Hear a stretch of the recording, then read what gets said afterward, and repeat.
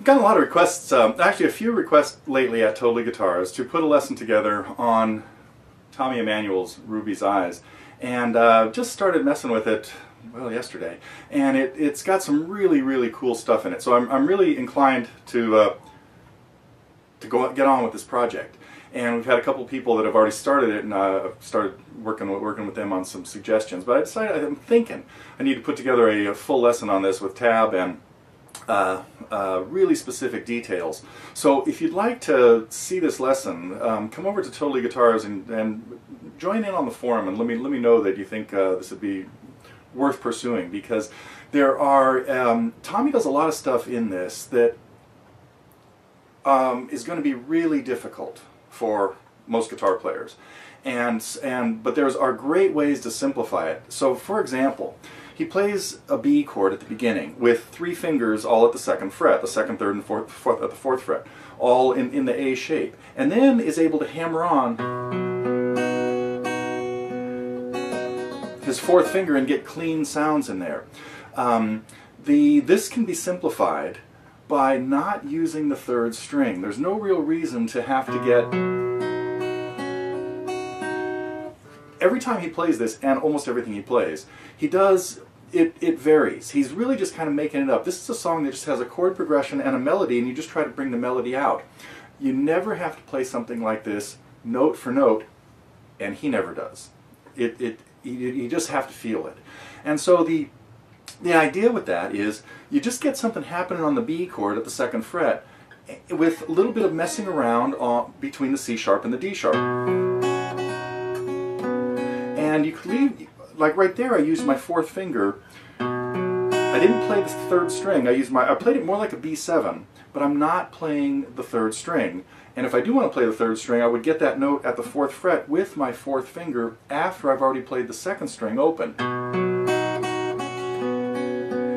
Little hammer-ons and pull-offs, and that works really great. So anything you want to do in that measure doesn't really have to be specific, but you wouldn't want to hear this. You can't hear that open A in there. Now, if you can play it with all 3 fingers,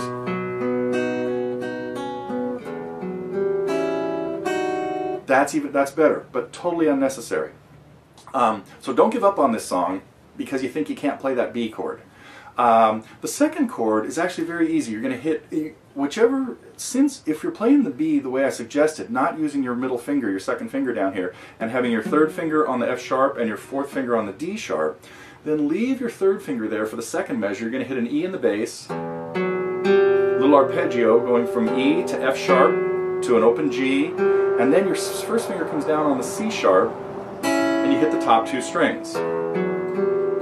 Then you move your 1st finger to F sharp and your 4th finger to D sharp, notes right out of our B chord, and then your 4th finger can stay there and you can go right back to this.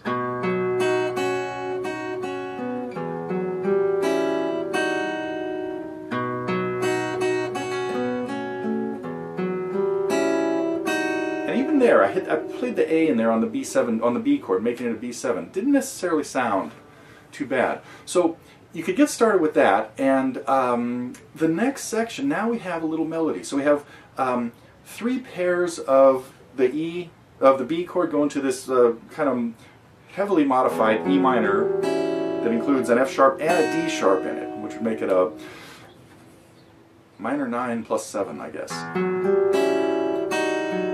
And but now the melody starts, and we need to hear this B to C to D sharp, B to C sharp to D sharp. And what we're trying to hear is just this. And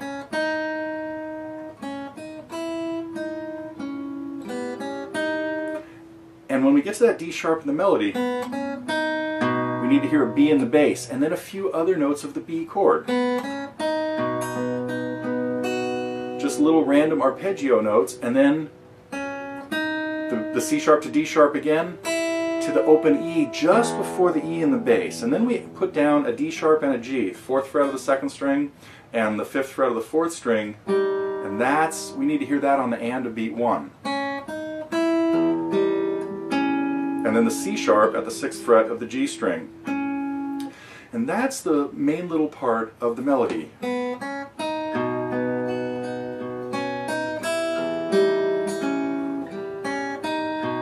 repeat it.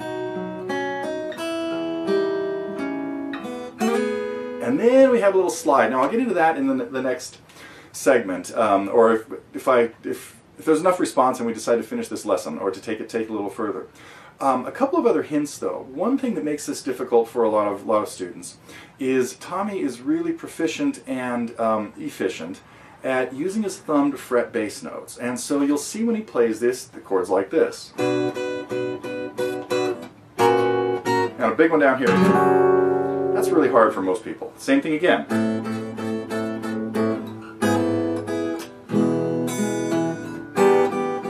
And another one here.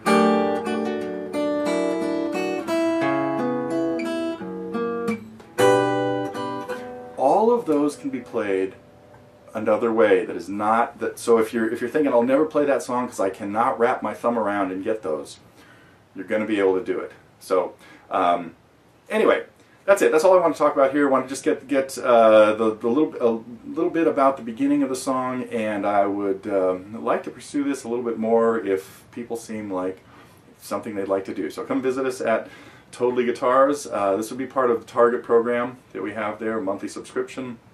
But if you want to learn Ruby's Eyes or want me to get on this, please let me know.